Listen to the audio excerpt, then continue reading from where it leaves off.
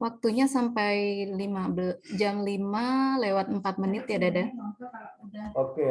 Ya, ikut waktu ya.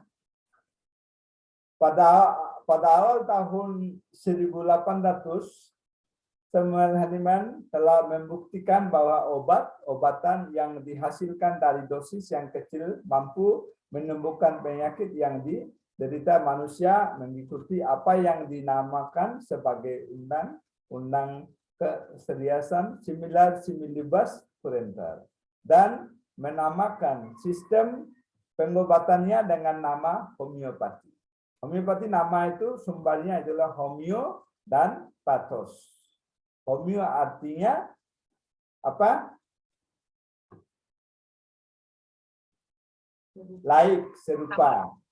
Pathos itu artinya penyakit. Jadi di sini kesimpulan dari nama homeopati itu adalah itu kata itu dari Greek ya, kata Greek. Homeo pathos itu artinya like your like atau similar similibus currenter. Similar similibus like your like. Tadi saya bilang kalau bawang merah dipegang atau potong, mata dan hidung dan tubuhnya panas, matanya merah, hidung jadi apa namanya? Kayak pilek, rasanya seperti itu. Setelah itu kalau kita sakit, badan panas, matanya merah, hidung juga apa namanya? Kayak pilek, jika gunakan Allium Sipa bisa sembuh sakit itu. Itu jadi contohnya di sini similar similibus currenter atau like your likes. Atau nama homeopati disebut di sini homeopati.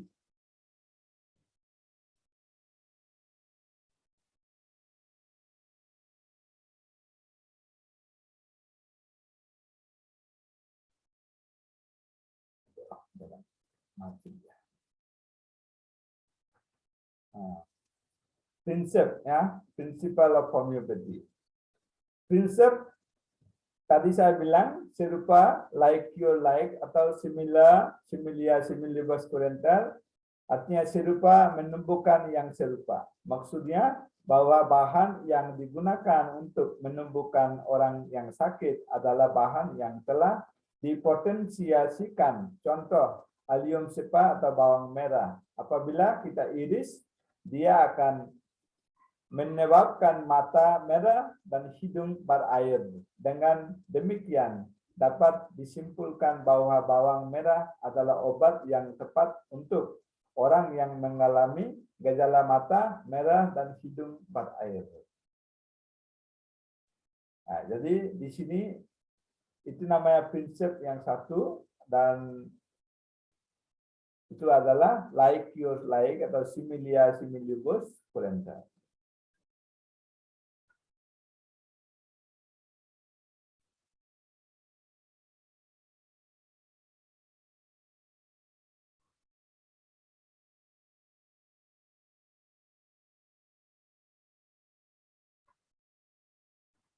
Apa yang macam prinsip 2. Prinsip pengenceran hukum dosis minimum.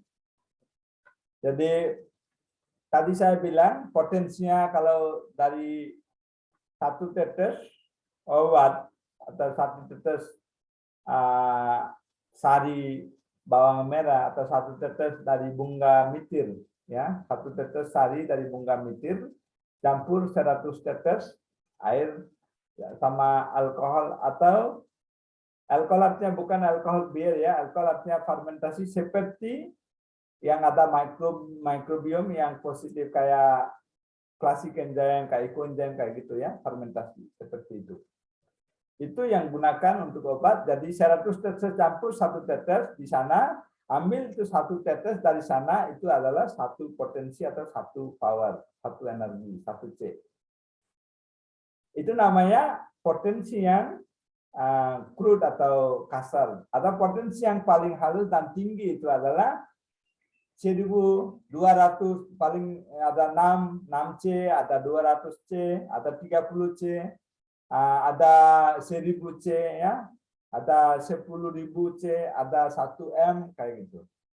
Yang paling tinggi potensinya itu adalah M ya, miliar kali kita harus ambil satu tetes dan bikin itu namanya 1M ya. Coba bayangkan, jadi di sana elektron atau potensinya gimana hasilnya. Itu prinsip pengenceran, hukum dosis minimum ya. Dan tidak usah kasih banyak obat ya. Ini saya minum sedikit aja. Ini apakah ada manfaatnya? Enggak seperti itu. Itu bisa menyatu dengan pikiran, dia bisa kerja dengan pikiran ya, bisa pegang di sana. Bahwa semakin rendah dosis obat, maka semakin besar efektivitasnya. Dalam homeopati, zat dihancurkan secara bertahap. Proses ini disebut sebagai potentization dan diyakini untuk menghantarkan beberapa bentuk informasi atau energi dari pengenceran akhir senyawa asli. Jadi obat asli itu adalah di sana yang sari dari bunga mitir, dari situ ambil 1 tetes, campur 100 tetes air, itu gunakan, dan ambil dari sana yang campuran itu ambil 1 tetes lagi, jadi baru itu namanya 1C. Seperti itu kalau kita potensi aja, kita bikin potensi seperti itu 1, 2 C kata gitu, kita dapat paling rendah potensi itu 6C, gunakan untuk paling rendah, dan yang paling tinggi adalah 1M ya. Itu gunakan minimum ya, jangan banyak. Kalau satu sisi ya, satu artinya 15C, 15C itu dapat banyak obat. Misalnya kalau saya kasih contoh obat, isi kayak gini botol.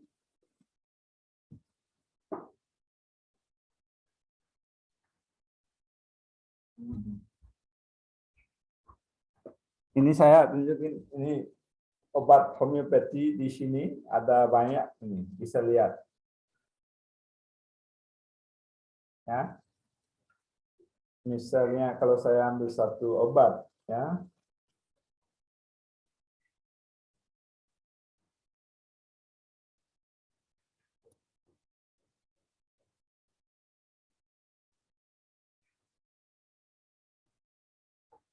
Ini epismel A. Ini obat. Ini ada 30, artinya 30 kali, 30 tetes, 30 kali kita ambil obat. Dan ini ada 15 mili di sini, dan obat itu ambil dari situ 1 tetes. 1 tetes itu campur dengan 16 sendok air. Setiap 10 menit bisa minum 4 sendok, 4 sendok, 4 sendok. Ya. Tapi menaruh obat ini ada tempat khusus. Jangan dekat jahe, jangan dekat di dapur ada harum yang keras, dan jangan di biar tidak dapat sinar ya. Ya. Jadi obat ini fungsinya halus sekali dan sensitif. Jika kena sinar, jika kena harum yang harum keras, itu obatnya fungsinya bisa hilang. Iya, radiasi juga nggak boleh kayak gitu ya. Jadi seperti ini kita bisa bikin obat dan gunakan untuk di rumah ya. Ini ada banyak obat di sini. Satu box ada hampir 50 di sini. Ya. Banyak macam obat ada di sini. Prinsip 3, diatur sesuai dengan pedoman farmakopeia homeopatik Amerika Serikat (HPUS). Obat homeopati diatur dulu, zaman dulu Amerika tidak sekarang dari FDA, Food Drug Association atau apa namanya, homeopatik Amerika Serikat juga sudah terima obat homeopati diatur dengan peraturan yang sama seperti obat OTC. Namun karena obat homeopati mengandung zat aktif yang sangat sedikit atau hampir tidak ada, maka obat homeopati tidak harus menjalani pengujian khasiat dan keamanan seperti obat OTC baru. Kenapa? Karena tadi saya bilang dalam 100C atau 6C atau 200C ya, potensi obat atau kekuatan obat itu 200 C-nya, dari 100 C ambil 1 C, 1 tetes, dari situ campur lagi 100 cc, dan itu dari situ ambil 1 C jadi baru 2 C, seperti itu 100 kali, 200 kali kita ulang. Jadi obatnya sedikit sekali ya, dan itu tidak ada efek sampingnya, tapi itu gunakan, itu bisa mengaktifkan imun tubuh manusia itu. Jadi itu namanya self healing ya. Karena itu bisa gunakan pikiran, bisa membuat imun kita lebih kuat. Jadi tubuh kita bisa sembuh sendiri. Ya. Jadi obat itu bantu membuat imun kita lebih kuat. Artinya self healing power ya. Label pada obat harus menyertakan setidaknya satu indikasi utama daftar bahan, ya, pengenceran dan petunjuk keselamatan obat homeopati yang dapat digunakan untuk mengobati penyakit serius seperti kanker. Maka penjualannya memerlukan resep dokter.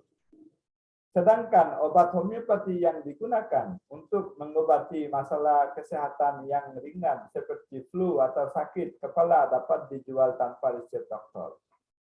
Ya, itu beda dengan obat yang lain. Nah, saya bagi pengalaman saya baru bulan lalu ada seorang India umur 77 tahun ya. Dia sakit prostat, kanker prostat kanker ya, dan dulu dia minum bir, makan daging ya, dan macam-macam semuanya, kerjanya di rumah sakit ya, di kantor tempat kasir ya. Berapa lama dia udah sakit belum sembuh, dan dokter suruh biopsi, mau operasi ya, mau radiasi. Tapi anaknya sudah kontak sama saya dan saya kasih penjelasan kalau bisa ikut aturan seperti itu, dan saya kasih resep homeopati juga, kasih makanan, kasih diet. Dalam 3 bulan ya, 90 hari, itu namanya kalau prostat cancer ada sebuah periksa itu namanya PSA ya. PSA itu yang pertama kali 49 bulan lalu. Dia PSA-nya 6,1 kayak gitu. Jadi dari 49 PSA-nya turun sampai 6,1 tanpa obat kimia dan tanpa dioperasi dan tanpa radiasi, cuman ikut pola makanan dan ini homeopati pakai, dan juga semua vegetarian itu. Setelah itu sekarang dia sudah normal. Setelah itu apa namanya, keluarga dan keluarga besar, teman-teman, tetangga, sudah kamu itu terapi apa pakai nanti mati. Terus dia percaya, dia sudah langsung ke rumah sakit besar yang mahal di India, di India Selatan, periksa di sana. Terus dokter bilang, siapa bilang sakit kanker? Ini sudah normal kayak gitu. Ya, sudah uji lab, sudah macam-macam tes, sudah berapa juta uang sudah habis. Dia kata-kata saya percaya, tapi karena ada tetangga, ada teman-teman keluarga besar, paksain kamu periksa dulu, jangan percaya itu. Nah, akhirnya tes lagi di sana, banyak uang sudah habis, tapi hasilnya apa yang saya kasih tahu sudah normal, sudah sama, sudah tidak ada lagi sakit kanker, tidak percaya. Akhirnya tes dan setelah hasil labnya itu muncul, biasanya 6,1, akhirnya dia sudah tenang, sembuh kayak gitu. Sekarang nggak ada masalah. Nah, jadi ini adalah hasil jika kita percaya itu bisa menyembuhkan sakit kanker juga, ya. Artinya saya bukan dokter kayak ada di Sangla, ada di rumah sakit ibu apa namanya kasih ibu. Saya bukan dokter seperti itu, tapi karena caranya yang saya ikut itu benar dengan homeopati dan yogic treatment, jadi sistem itu bantu untuk menyembuhkan sakit kanker juga. Ya, itu adalah hasil dari homeopati.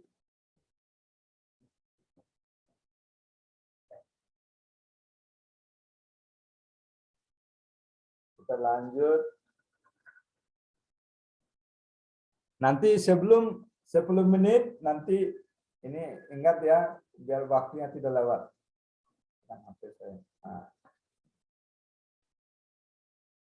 Benefit. Harga obat homeopati cenderung murah daripada obat konvensional. Ya, obat-obatan homeopati tidak diuji cobakan pada hewan, melainkan langsung diuji cobaan pada manusia. Obat konvensional memiliki efek samping, misalnya nyeri. Sedangkan obat homeopati tidak, karena menimbangkan kondisi homeostasis atau upaya mencapai kondisi ideal seseorang. Obat homeopati bersifat individual dan tidak memisahkan antara kondisi fisik maupun mental pasien, namun obat konvensional umumnya akan diberikan untuk mengatasi gejala yang sama meski bisa jadi kondisi pasien tersebut berbeda satu sama lain.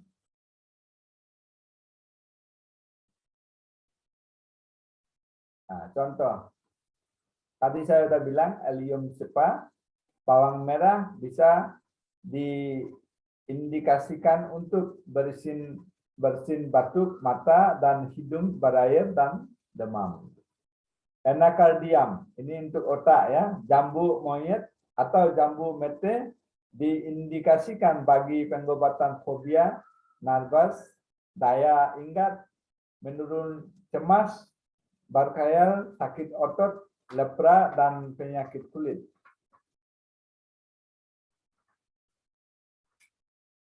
Sinomium cassia untuk nyeri haid, tidak datang haid, rematik, epilepsi, dan darah tinggi. Bisa bantu ya. Apis mellifica, lebah madu, honeybee, diindikasikan untuk luka, terbakar, bengkak, dan beberapa reaksi alergi.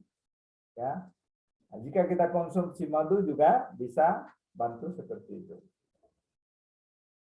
Tarantula hispanica, bisa tarantula diindikasikan untuk anak hyperaktif, tidak dapat istirahat dan kelainan jantung. Kalibacromium, potasium bichromate ya. Kalibacromium merupakan, itu dari garam laut ya, merupakan mineral yang sangat korosif, membuat karat dan beracun. Mineral ini diindikasikan untuk sinusitis, nyeri di akar hidung, nyeri di dahi, tonsil, bengkak, dan kemarahan, flu yang sukar sembuh maupun keluhan pencernaan. Aplikasi, bagaimana kita gunakan obat ya. Indonesia, Ikatan Homeopati Indonesia ada juga sebagai wadah yang diakreditasi pemerintah, 22 institusi kedokteran resmi yang mempunyai pendidikan homeopati di Amerika. Jerman sebagai negara asal homeopati sudah mewajibkan mahasiswa kedokteran untuk mempelajari ilmu ini 20% dari seluruh kurikulum yang diajarkan. Di Inggris sejak tahun 1968 homeopati sudah masuk dalam pelayanan kesehatan secara resmi melalui 1968 Medicine Act, ya. Food and Drug Administration sebagai lembaga resmi yang mengeluarkan izin makanan dan obat di Amerika sudah mengatur obat homeopati mana yang harus diresepkan dokter dan mana yang bisa dibeli bebas, ya. Di India juga sekarang pemerintah sudah diwajibkan setiap rumah sakit harus ada homeopati dokter, ya, harus ada. Karena banyak orang miskin di India tidak bisa mengobati pakai secara normal, ya. Jadi mereka ditunjukin obat homeopati yang ini murah. Dan sekarang sama ini ya, ujian atau kalau mau kedokteran homeopati sama dengan dokter yang biasa. Harus ujian kayak gitu. Dan ini ya gaji atau ini semua sama dengan dokter biasa. Nah, ini homeopati ini pengobatan holistik. Nah, di sini saya bicara sedikit. Holistik kenapa? Karena misalnya kalau saya ya sakit kepala, ya sakit mata, ya, dan hidung barail dan ludah, ya, gatal, alergi, sakit reumatik, ya, gatal, sakit perut, ya, apapun ada, kita ada banyak obat, bisa bantu satu obat aja bisa bantu sembuh semua sakit seperti itu. Jadi gunakan satu, tapi pengobatan itu holistik, semua sakit bisa sembuh. Artinya ini di sini treatment pasien, bukan sakit, bukan obat untuk sakit kepala, tapi untuk seluruhnya. Jadi holistik namanya, ya, karena itu bisa bantu seluruhnya. Ya, untuk hari ini introduction atau ini sudah hampir selesai. Terima kasih untuk hadir di Zoom. Sekarang langsung kita kembali ke awal, apa yang sudah saya kasih penjelasan dari awal. Sekali saya cepat-cepat ini lewat slide-nya, nanti bisa lihat, ya. Setelah itu sesi tanya jawab. Ingat, catat ini ya, pertanyaan.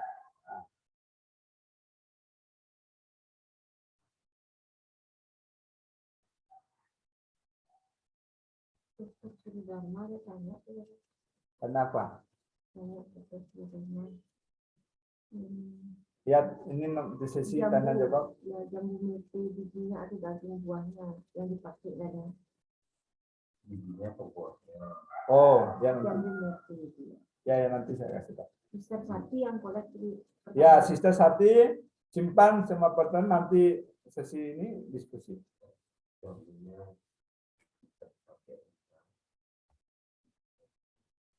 Bagaimana, Dada?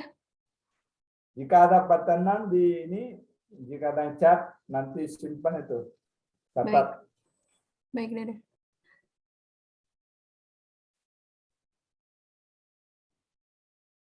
Nah, kita ulang ya, Ibu.